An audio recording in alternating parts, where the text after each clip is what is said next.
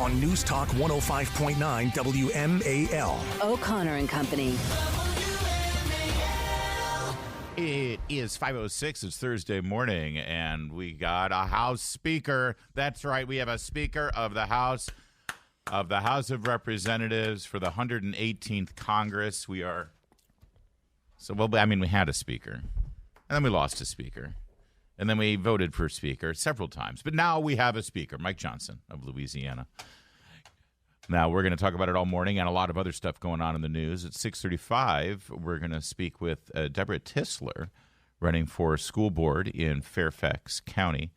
Also at 7:05, Keith Elliott is going to join us. That's the Republican challenger for the Fairfax County Board of Supervisors out in the Sully District.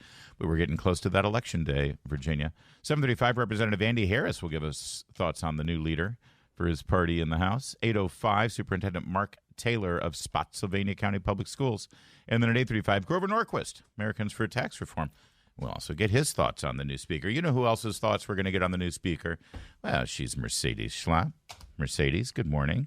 Have you missed me, Larry? So much. It's great to have you I've back. missed our listeners. I have missed our listeners. I'm sorry I've been out for the last 2 weeks. We had we had a CPAC summit last week in Las Vegas with some of our great investors and donors. And good. It was fascinating, the conversation in terms of what they were thinking and what the major concerns are as we're going into this presidential election. And I got to tell you, it's all hands on deck, Larry, right now. Yeah. And I want to tell you, though, it's so funny. I know everyone's like really panicked about the speaker's race, we talk about it here in D.C. Out in America, like, no one cares. No one cared. They're like, Speaker who? Right. They could care less. They're like, just stay out of my business. Don't let the government tell me what to do. That's kind of where their head is at. Listen, as the morning goes on, I want to pick your brain. I am curious as to what was on their mind and what was part of the agenda out there at your CPAC. You're in Vegas, right? In Nevada? Yes, we were in Vegas. We actually went over to go see Elvis Presley's, penthouse kind of apartment. Oh, at the really cool. at the it used to be the Hilton Hotel. Yeah. Oh, that's fun. Yeah, it was fun. Yeah. Cool. Well, but first we got to talk about Mike Johnson. Listen. Let's talk about Mike Johnson. CPAC, yes. American Conservative Union. You guys do ratings on all of the members of Congress, and I've got to think Mike Johnson's got to be up in the 90% range. Yes, he's in 92% lifetime membership. Yeah. Membership, I should say, lifetime rating. And of course, CPAC looks at all the different bills that have been voted on, and he's just a very strong conservative. And I got to tell you, Congressman, now Speaker Johnson, he's spoken at CPAC. He's very rooted in conservative and I would just say American values. There's a sense of humility about him, which I think really comes out across. And as well as he's a consensus builder. He's going to build these coalitions. He's one that doesn't have a lot of enemies on the Hill, very likable. And, and I think that sometimes, I want to say, like, you're given this opportunity to rise to the occasion. And I think he's going to rise to the occasion. And look, it is one of the toughest jobs in Washington. But be prepared. The Democrats are going to try to destroy him. They're going after him, calling him an election denier, saying he's extreme on abortion. It's like the same talking points. So they feel giddy. They're excited that it's Mike Johnson because they think he's an easy target. Mike Johnson is a very strong, principled man who will do the right thing. And we know at the end of the day, this is about the fact that this is a spending fight as well.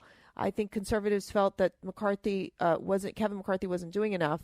So they wanted a change. And I think that now with Speaker Johnson in place, the opportunity is there for conservatives to feel like they're part of this discussion.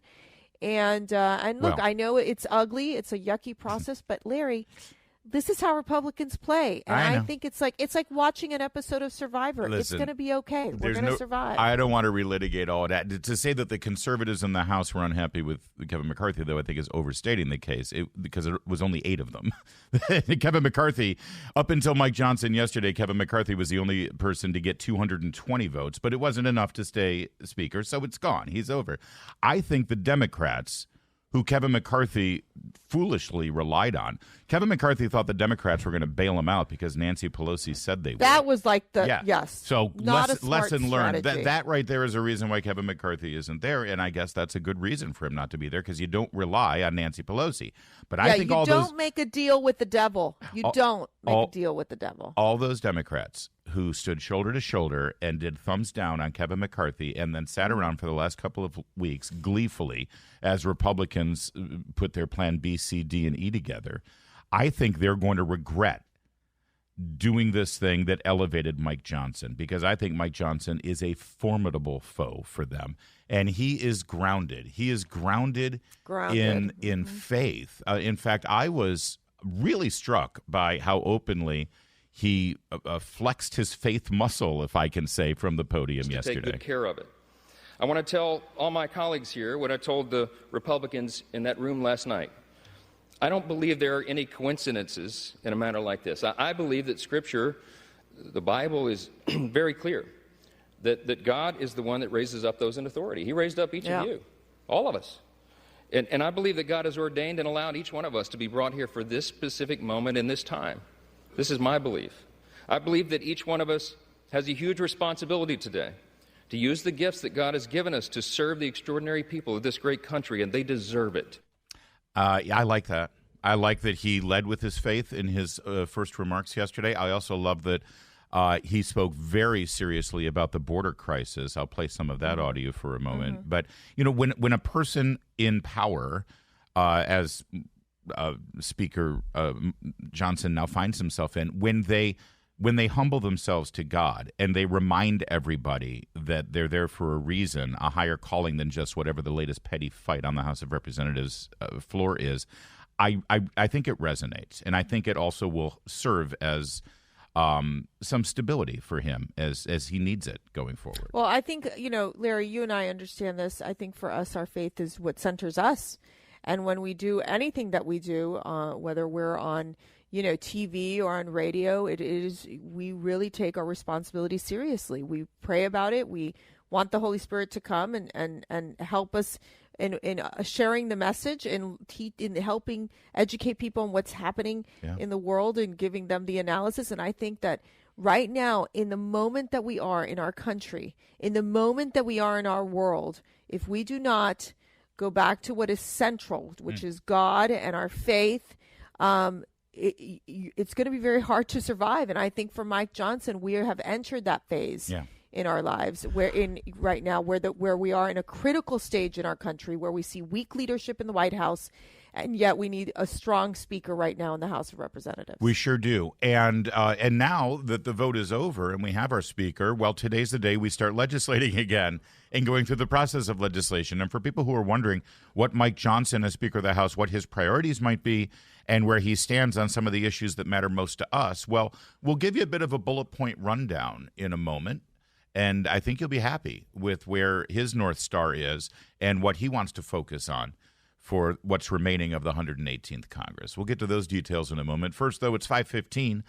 WMAL traffic and weather every 10 minutes. First on the fives with Jamie Whitten in the Hadid Carpet Cleaning Traffic Center. Jamie, if they didn't settle on Johnson yesterday, I was ready to nominate you. So you dodged a bullet there. Thank you. That's going to be a tough job. All right. Let's get the early ride underway, and making it easy is that lanes are reported open. Looks good here. I'm checking out the traffic cameras, and I'm not seeing any delay in 95 out of Triangle to the Beltway. No problems on 66 or the toll road this morning. Crews, however, are with a crash in Loudoun County, and you're under police direction. They had it closed, but now one lane gets by on the Loudoun County Parkway southbound. If you're heading between, say, Waxpool Road and eventually down to the Dulles Greenway, right at Shellhorn Road, you still have 2 lanes blocked, so we do have an early delay there. For our early birds, Marland on 270. Good. Frederick to the Beltway. Like to see that. Now from GarageDoorRepair.com, the WMAL Stormwatch 7 forecast. Well, that hot weather continues. Sunny today, high near 80 degrees. Tonight, overnight low of 58. Tomorrow is sunny with a high of 82. Saturday, same thing. Sunday, sunny with a high of 79. Right now, it is 58 degrees at 5:16. WMAL. Making sense of the news. Live from the Home Paramount Pest Control Studios. Home Paramount, the leader in pest control since 1939. Mark Levin, weekdays 6 till 9 p.m. On News Talk 105.9 WMAL. Making sense of the news. We have a catastrophe at our southern border. The Senate and the White House can no longer ignore the problem. From Texas to New York, wave after wave of illegal migrants are stressing our communities to their breaking points. We know that our streets are being flooded with fentanyl, and all of our communities, children, and even adults are dying from it. The status quo is unacceptable. Inaction is unacceptable, and we must come together and address the broken border. We have to do it. I mean, that right there should be a good indication that he chose to emphasize the border in his opening remarks as Speaker. Yeah. He's serious about that. He's also serious about the crimes of Joe Biden and the Biden family. I want to remind everybody, I told you yesterday, this is Jim Jordan's number 2. He's his deputy. He's his he's really Jim Jordan's protege in the Judiciary Committee, and he's been there shoulder to shoulder with him through all the investigations. And here was remarks he made just, I want to say this was about 6 weeks ago from the House floor. Article 1, Section 2 of the Constitution itself expressly states that the sole power of impeachment belongs here to this House. And then Article 2, Section 4 says, listen to the language carefully. It's expressly written in the Constitution. This is not political talking points. We're not making this up. It says in Article 2, Section 4 that the president shall be removed from office on impeachment for and conviction of treason, bribery, or other high crimes and misdemeanors. My friends, I just listed just a small sampling, just the tip of the iceberg of the credible allegations and the mounting evidence that shows that Joseph Biden has engaged in bribery schemes, pay-to-play schemes. This is what the evidence shows. We have to follow it. We took an oath to uphold the Constitution. The Constitution requires this action. Mercedes, I think, this whole impeachment inquiry process that Speaker McCarthy began, I think Congressman Johnson, Speaker Johnson, being right there on the front row of all of these judiciary hearings and seeing all the evidence over the last 6-7 months, I think he's well beyond an inquiry. I think he's ready to move forward with impeachment. Now, he might let the process play out, but the key will be, can they get the moderates, Republicans, to get on board? Well, it's what takes because they're going to have to whip the votes. I think that's going to be problematic for him. Well, I do think the priority. If I may, I think it was problematic under. You're pointing the finger at me. When you do that, that's like no. I'm holding my finger up to say, give me a second. It's not pointing at. I would never. I would never. I think that it was hard to get the moderate votes when Kevin McCarthy was Speaker because I don't think his heart was in it. I think Mike Johnson's heart is in it. Kevin McCarthy, God bless him, he wanted to make deals. He wanted to make deals. Mike Johnson doesn't want to make a deal. He wants to follow the Now you're giving me jazz hands. I'm a little concerned. Go ahead. Hey, no, Larry. I need coffee. I need coffee so bad. No, Larry, listen to me. Yes. Listen to your sister here. I'm listening. They are not. The moderates will still push back, okay, on the impeachment inquiry. So I don't think we're quite there yet on moving forward with impeachment, I should say. The impeachment inquiry is they're going to continue to get the evidence, they're going to pull it together. But the mere fact of moving towards impeachment, it's going to take a lot longer, which, let me tell you, I think for Republicans, it's very frustrating. They want to move quickly. But what is happening? What is happening is that if you've noticed, the news cycle has changed dramatically. We're barely talking about the Biden corruption. Everything is on the atrocities of it that's happening in Israel. Yeah. It's Hamas, the terrorist Hamas organization. We've seen this horrific shooting in Maine. I mean, what's happening is that it's hard to gain the attention when we're at war, where Israel is at war, where Iran is escalating. And the mere fact is we're going to end up with a broader war where the U.S. is going to be completely pulled into this. And that is the biggest danger we're having right now. On top of that, giving billions of dollars to Ukraine where there's little to no accountability. And in essence, the U.S. and on top of that, an economy where vast majority of people are living paycheck to paycheck, Larry. I mean, when you're talking about a stressful time in a nation, when you're talking about a stressful time in the globe, we have entered that stressful time. Yeah. And so it's hard to then say, okay, let's look into all these, not that it's hard to do that. They could do that in Congress. It's just not going to get, the attention that it was getting before. Well, we shall see. You're right. There's a lot going on in the world right now, but I know that Johnson was right there seeing all of the evidence and knowing exactly what there and sorry, I did with all those things that you just laid out as problematic in this country. It's the reason why we have to be firm, uphold the Constitution, and get rid of a corrupt leader if he's occupying the White House and leading us to the brink of destruction. I mean, all of those things you just detailed about the problems that we're facing right now are because we have a terrible president. And not only a terrible president, but a crooked president, in my opinion. Yep. Also, by the way, people who listen to this program know that we are incredibly concerned about the warped gender ideology and how it's been put into action to destroy the lives of so many children. Mike Johnson is unwavering on that issue. He has called the so-called gender-affirming care nightmarish, surreal, and barbarism. Quoting him now, "It is the mutilation of children and it should be prohibited. It is anything but affirming or caring." He would love to personally sponsor legislation at the federal level banning these procedures. Yes, and here's the issue, right? We're in complete gridlock. So the Republicans will be able to show their muscle, right? Flex their muscles, I should say, and pass these pieces of legislation. Mitch McConnell is weak in the Senate. You're not going to be able to get very much done there. You're going to need, in many cases, to get 60 votes, which we're not going to be able to get because Chuck Schumer is in charge. So talk about getting nothing done. It will be about getting nothing done. Now, the Republicans will be able to vote to be able to say, okay, when it comes to legislation, this is what we stand for. Where they have power is in the power of the purse. It is going to be in these budget fights. And something that McCarthy didn't want to take on were the budget fights. We are going to have to stand strong. Republicans are going to have to stand strong on the budget fights, basically defund, you could say, these gender ideology programs in the in the federal government. Mm-hmm. That's where the fights are going to have to happen. All right. There's more to come on Mercedes' firsthand knowledge of Mike Johnson and what we might expect from him as a speaker, and my much more remote observations. Oh, okay. And my I'm jazz not pointing hands. the finger at you. All coming up in a moment. It's 5:23.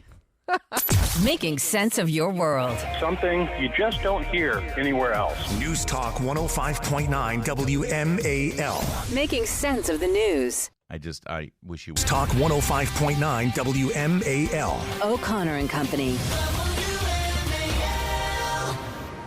It's 5:36. Thanks for tuning in here on this Thursday morning. We're one day away from launching into the weekend, and what better way to do that than with the effervescent Mercedes Viana Schlapp.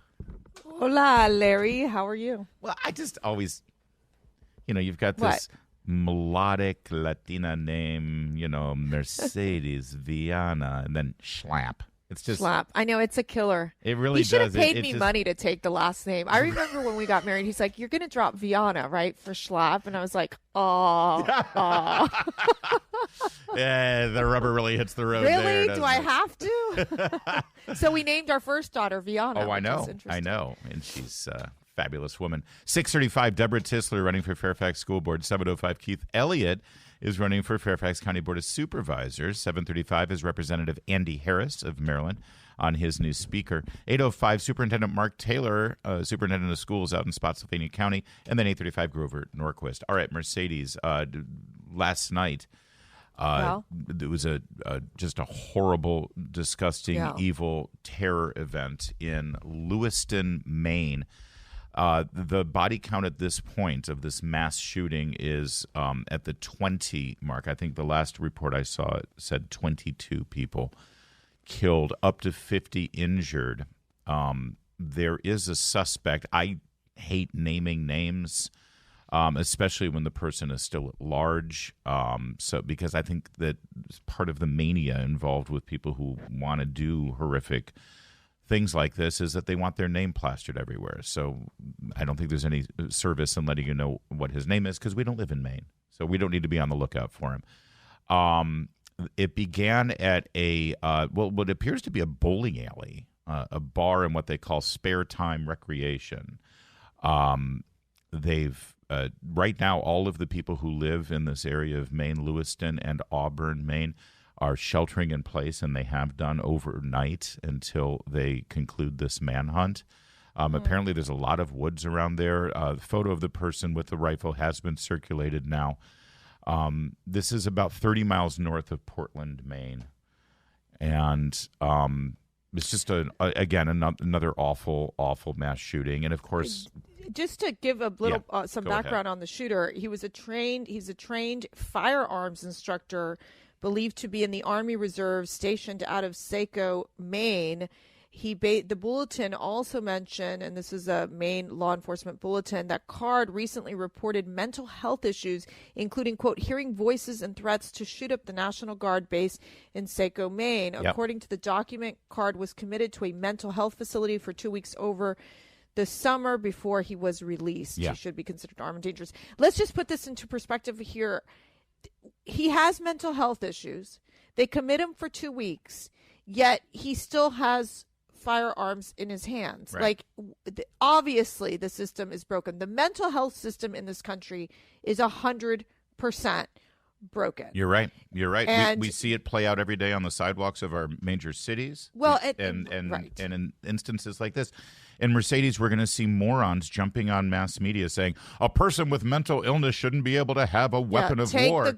These idiots don't realize that it already is. It's already a provision and already a law that people with mental health issues aren't supposed to have firearms. And the other piece is when the FBI is so obsessed with domestic, quote-unquote, terrorists and MAGA people that they go after, instead of being focused on, okay, who are these people who are obviously having these issues, or we know for a fact that he has this mental health history, that he's thought about shooting people, like in the National Guard. Right. I don't know. Sounds like someone who potentially can commit a violent crime, which he just did. Yeah. And then they're going to say, well, it's because there's too many guns on the street. Right, exactly. Exactly. Yeah. That's what their response will be. And it's just so frustrating because I don't think you will find people from the NRA to Gun Owners of America, from just everyday John and Joe America who appreciate exercising their Second Amendment right, who would say, okay, you got a guy who obviously has firearms because it was literally part of his profession. Yes. He's committed. I mean, his mental, you know how hard it is to be committed for mental health observation these days? The threshold is so high. Well, and the other thing, there's not enough facilities. Yeah. You basically took an issue where they wanted to get rid of sort of these mental health institutions, right? Right. And in essence, then it's become an issue to try to treat these individuals. But here's a guy who actually was treated and was committed to a mental health facility for 2 weeks of observation. 2 weeks. That's nothing. Before you release this guy, when you know he's got firearms, I don't think anybody would say, okay, well, at this point, maybe the firearm should be kept from him. Out of his hands. Until you know for sure that he's past whatever his demons are. And clearly he was not past those demons. So number one, he got released. And number two, he got released with provisions that he could just go right back to having his firearms again. And listen, it's... Some of these things are just, and I hate engaging in a political and policy conversation as this person is literally still on the loose, and families are just learning of the loss of their loved ones as they wake up this morning. But this is where we are, because it does become because one side of this political conversation inject moronic political discussions into it. So I feel like we need to. They're not treating the core of the problem. Right. They're not treating the core of the problem, which is if these individuals, you've seen this with a number of these shooters where there was warning signs in place that, whether it was Facebook postings or, social media postings, and yet nothing was done. And I find this to be just such a huge tragedy and such a failure of our policymakers to really identify what the major problem is and trying to figure out a way to resolve it so that we can avoid these really horrific shootings. I agree. I love it when we agree. And I know, when you're not pointing the finger at me, I really appreciate that. And everyone who was reeling up there in Maine from this unbelievable devastation. Obviously, everybody's in our prayers, and we would like to get some solutions here, but not the stupid, okay, that's it. That's why nobody should have guns. Let's get rid of all the gun solution. Because, guess what? After seeing what happened 2 weeks ago in Israel, the fact of the matter is most people in this country is like, oh, my gosh, I should have some protection. You're right. This is not about taking away people's right to protect themselves. No, it's about protecting your family. Yeah, and your friends. I don't know who would be a better. I don't know. Yeah, I'd protect you. Wait, why Larry, I'd protect you. Why are you even? No, but you I went through didn't this torturous little inner monologue just now about whether you would or not. And it's hard not to be offended. Well, I was wondering if you were going to protect me. Like, normally you would think the guy would protect. Oh no, the girl Meredith type of is thing. in charge of all of that. Come on, Oh, who are we kidding? Yeah, we'll just put Meredith and Matt in charge, and you and I will just be like, please, she's in the from bunker. Oklahoma. Little We're Annie doing Oakley's going to radio take live care of from all the of us. bunker. It's 5:44.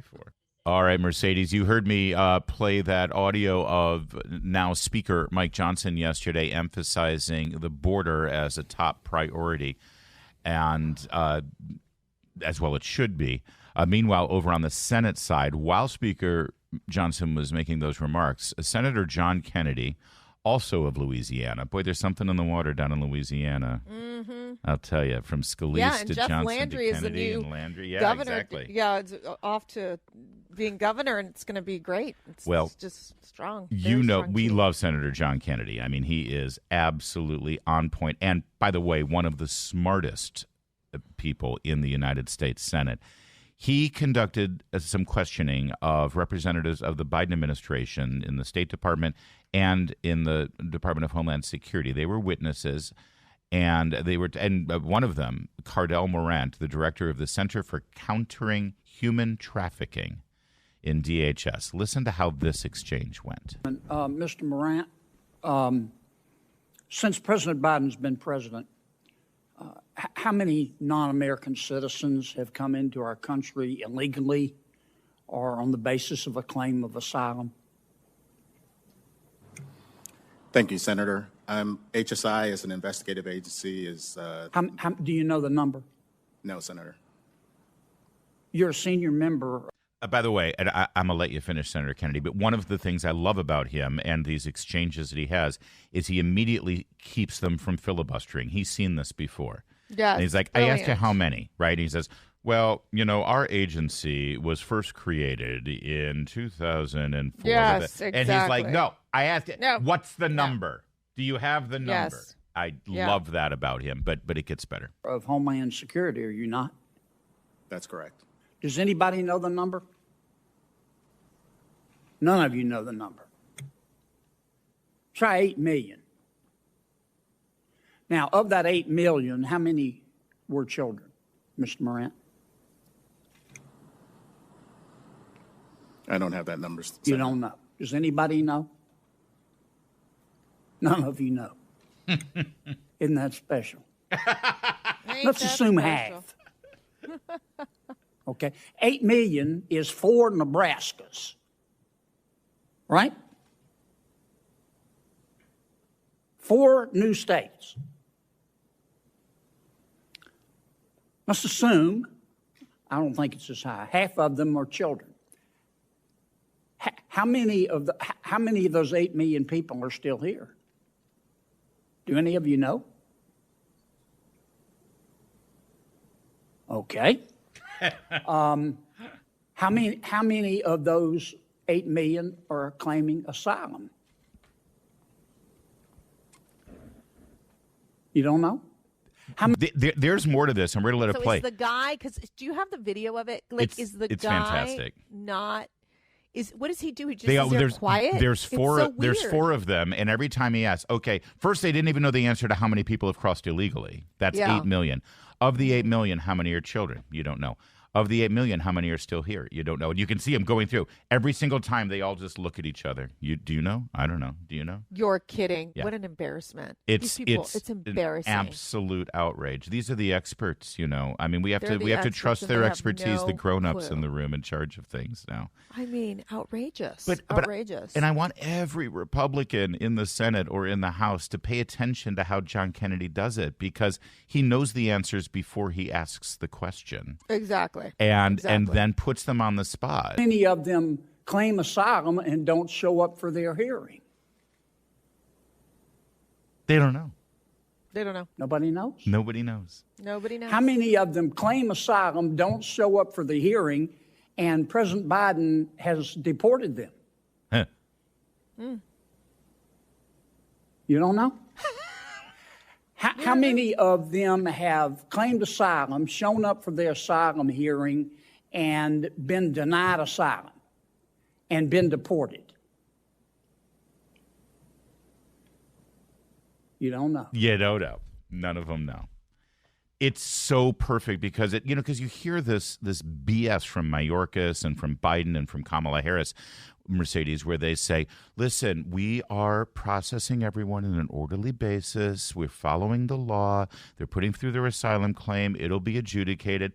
No, they're not. It's BS. And on top of that, we don't even really quite know how many suspected terrorists are coming through this country. They have apprehended definitely over 169 just this past year, but we really, really don't know. Nope. I mean, they could be coming not through the ports of entry, but just through the open border and coming into this nation. And we know for a fact that they're coming from places like Iran, Syria, China. The list goes on and on. So on top of that, if I were Kennedy, as brilliant as he is, that would have been my next question, which is how many suspected terrorists? I know there's been an apprehension of about 169. Yeah. How many more? How many more have we missed? Where are they? Where are the 85,000 missing children that have crossed this border? Where are they? Oh, it's probably way more than that. Way more than that. Of course. But come on, this is such a disaster from a humanitarian standpoint, from a national security standpoint. What we have seen, the colossal failure of the Biden administration on doing anything to secure the border, especially during this critical time in our nation. Yeah. I do want to say Senator Cornyn actually picked up where Kennedy left off, and he had some good stuff on it, too. Did you know that in 2022 that people from 174 different countries came to our border and were released into the interior of the United States? 174 countries. Did you know that? Sorry, no, sir, I did not. And did you know so far in 2023, people from 143 countries have come to our border and been released by the Biden administration into the interior of the United States?